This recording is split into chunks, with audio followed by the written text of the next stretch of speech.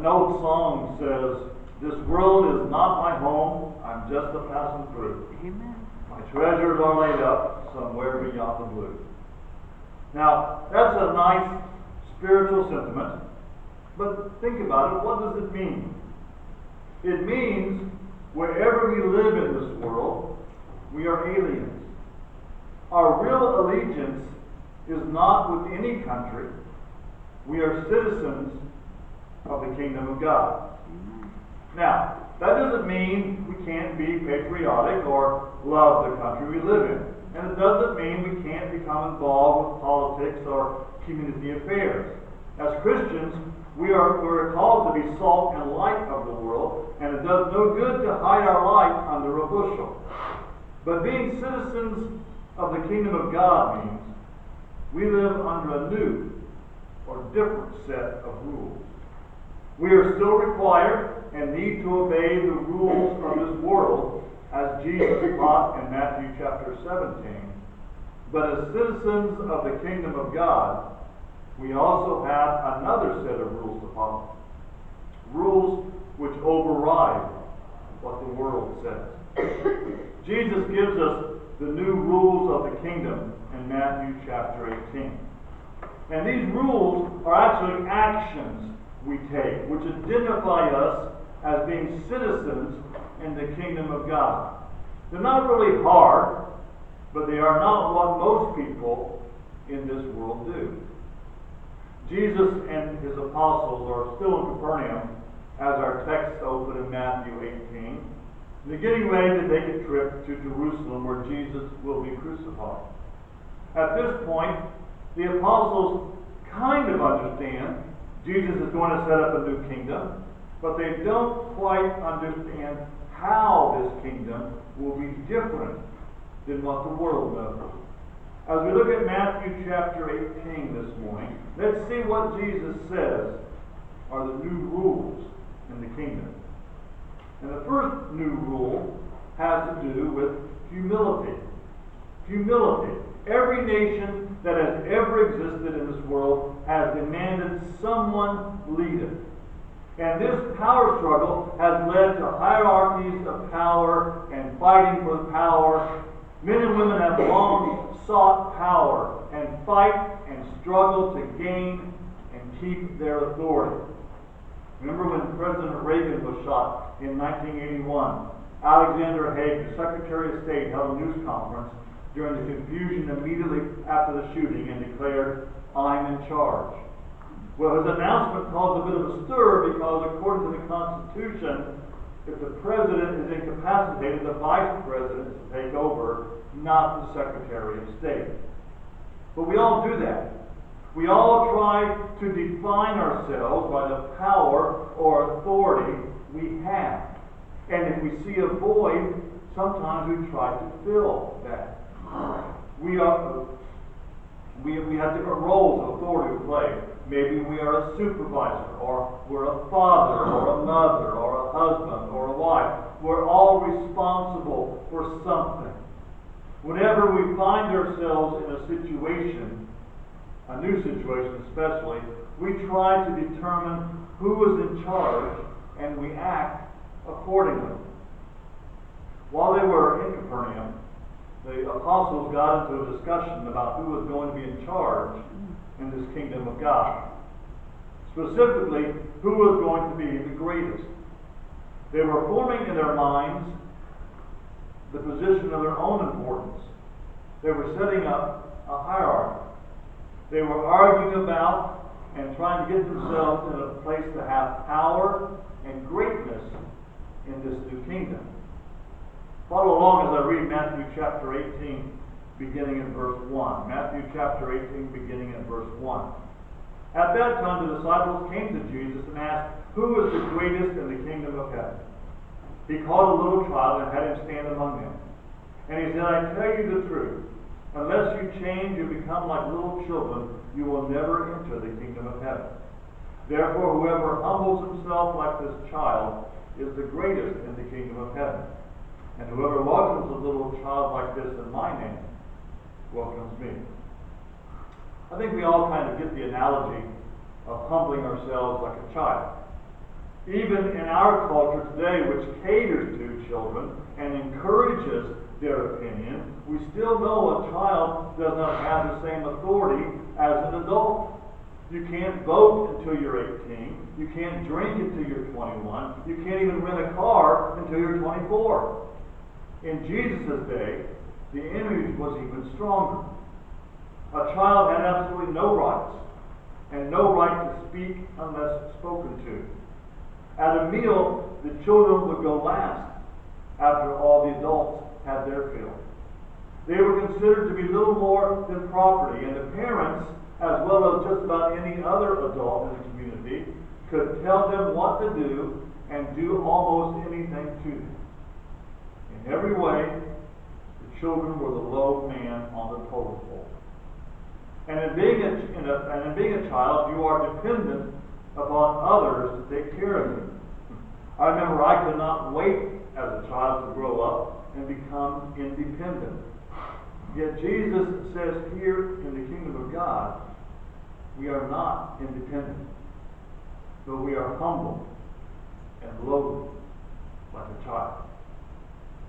I wonder when the church forgot about this rule and began to seek power and control.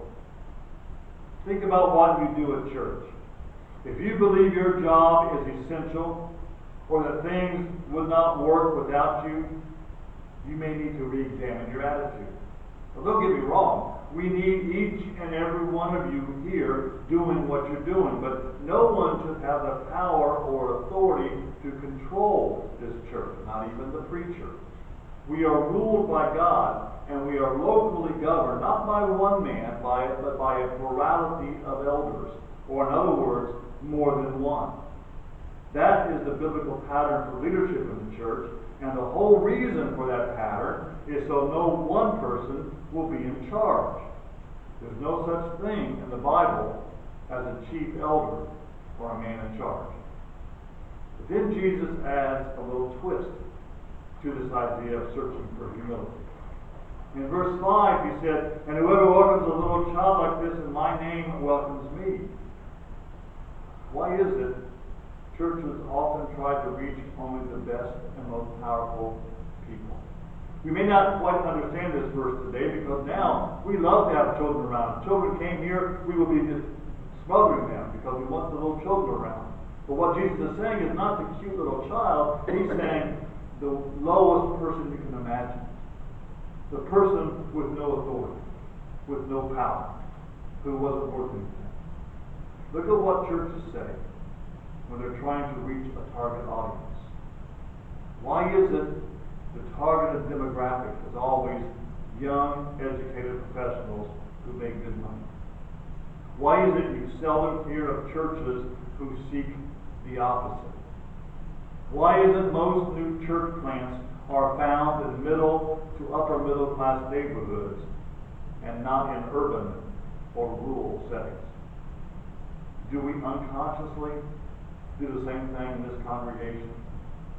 Do we follow up only on those who are like us, then ignore those who are different, or in whatever way you want to define it, less important than us? At one church I served, a man told me his idea of evangelism was to get people who were leaders, that is, Sunday school teachers, deacons, and elders, from other churches to start attending ours.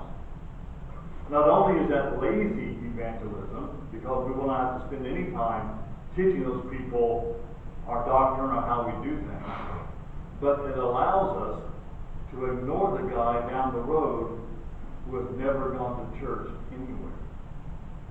It almost seems contradictory. But in the church, the one who acts like a servant is the greatest. However, more important than any opportunity to be in charge, humility allows God to bless us. Like the song says, "Humble thyself in the sight of the Lord, He will lift you up." That's not just a song. It's what the Bible promises. Well, next, the new rules in the kingdom teach us about protecting one another. Protection. Beginning of verse 6. of Matthew chapter 18.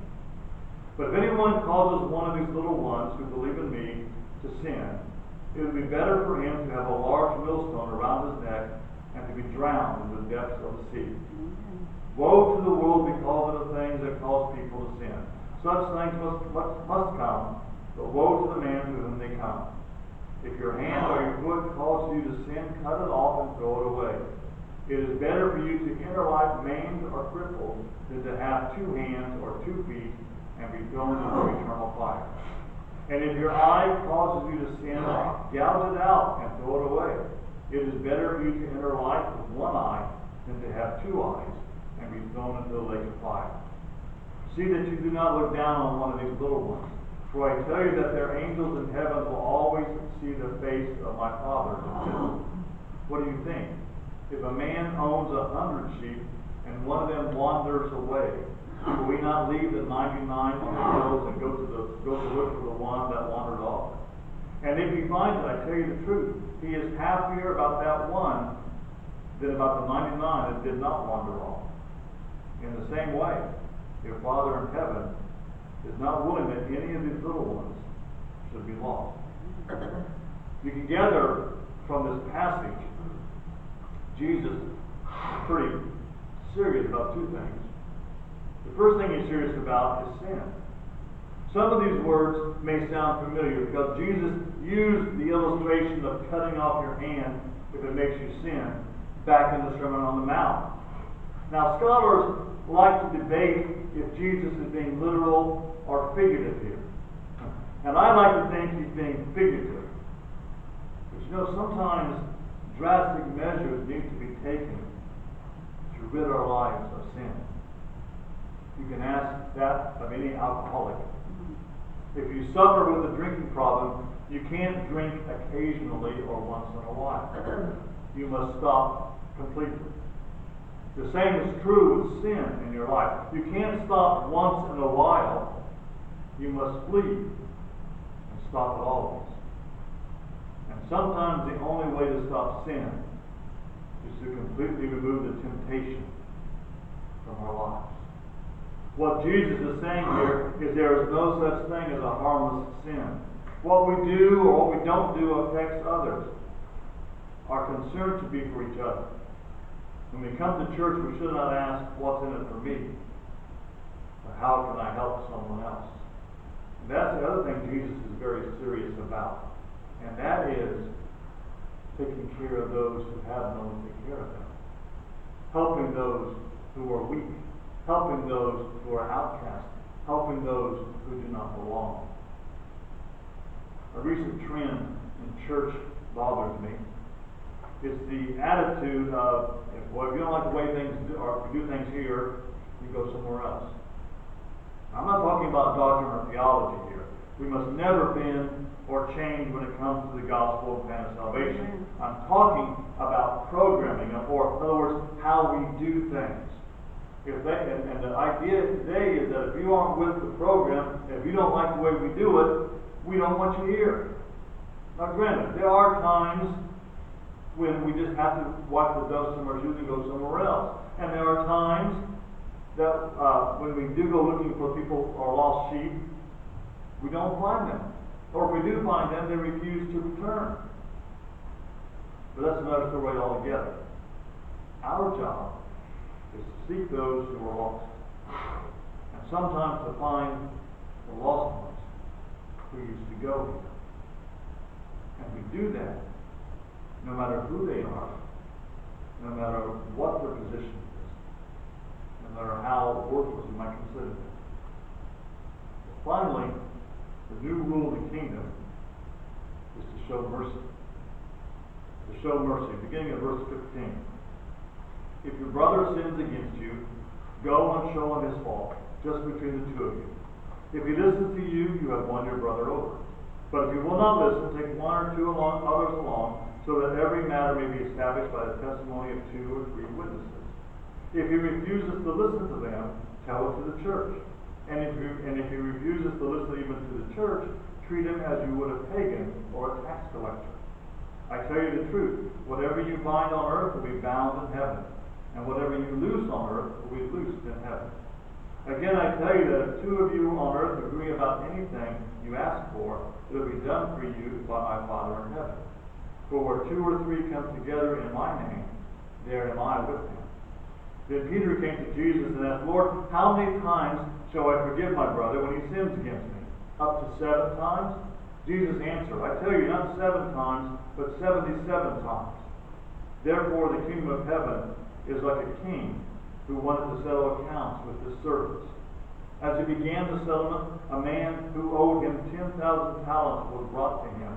Since he was not able to pay, the master ordered that he and his wife and his children and all that he had be sold to repay the debt. The servant fell on his knees before him. Be patient with me, he begged, and I will pay back everything. The servant's master took pity on him, canceled the debt, and let him go. But when that servant went out, he found one of his fellow servants who owed him 100 denarii. He grabbed him and began to choke him. Pay back what you owe me, he demanded. His fellow servant fell to his knees and begged him, be patient with me, and I will pay you back. But he refused.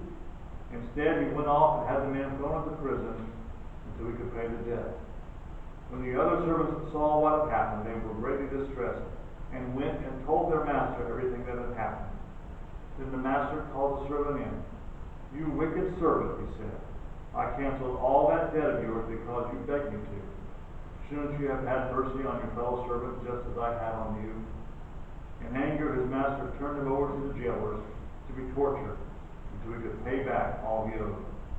This is how my heavenly Father will treat each of you, unless you forgive your brother from your heart. Someone once said, I love the church. It's the people I can't stand. Well, we know the church is actually made up of people. And whenever 2 or more are gathered, there will be a disagreement. We all have our opinions. We all get our feelings hurt. We're all offended by what someone says or does, and we all hurt each other, intentionally or not. And we sin against each other, whether we mean to or not. I can guarantee you every church has this problem, because conflict arises with any group of people. Someone said, if 2 people agree 100% of the time, then one of them is dead. See, verses 15 through 17 of our text is the biblical guideline on what to do when somebody makes you mad. It's not a matter of who's right and who's wrong, but a matter of communicating the problem and trying to reach an understanding. If it doesn't work when you go to that person, you're to bring 2 or 3 witnesses in to convince your brother or sister that there's a problem. If that doesn't work, the matter needs to be brought up to the church. And if that fails, it's time to go your separate ways. Verse 18 is exactly the same thing Jesus said back in chapter 16 when he talks about the keys to the kingdom. Remember what that means? It's the idea here of having the right to pass judgment. Back in chapter 16, Jesus said, we are the ones to spread the gospel. What that means is, if we don't tell others the truth, no one will. And if we don't tell others, then we're passing judgment, saying they're not worthy to have the message told to them. Here it means we have the right, as a church, to say, stop, what you're doing is wrong. Throughout the centuries, the church really hasn't had much of a problem understanding that concept.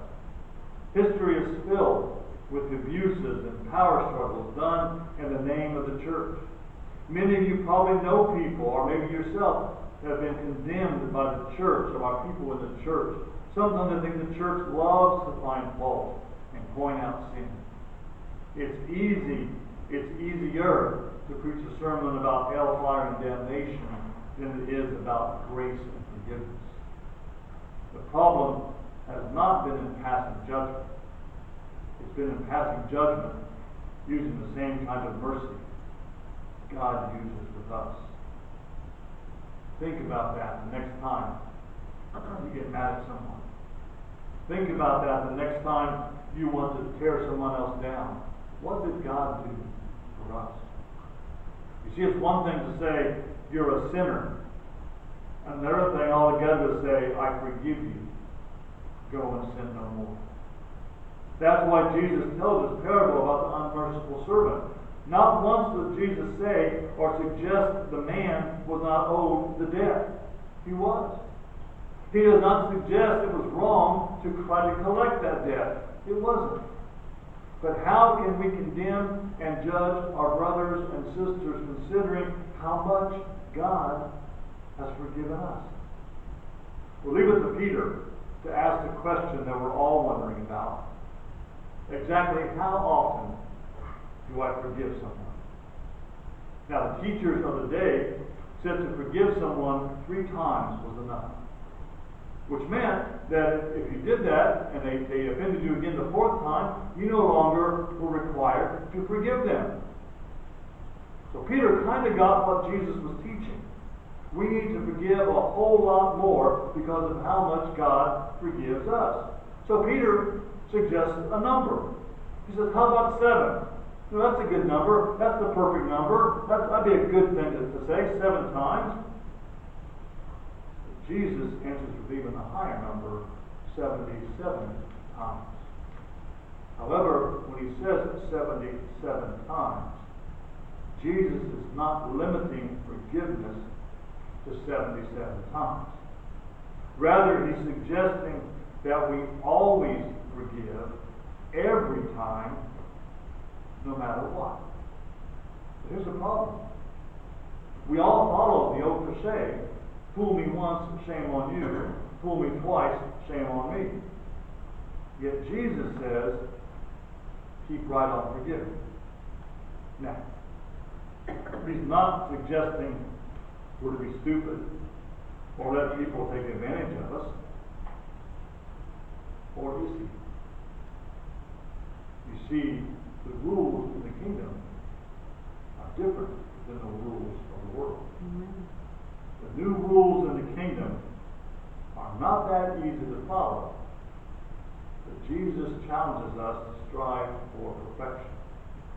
A perfection which searches for humility, that seeks to protect others, and shows mercy to those around us.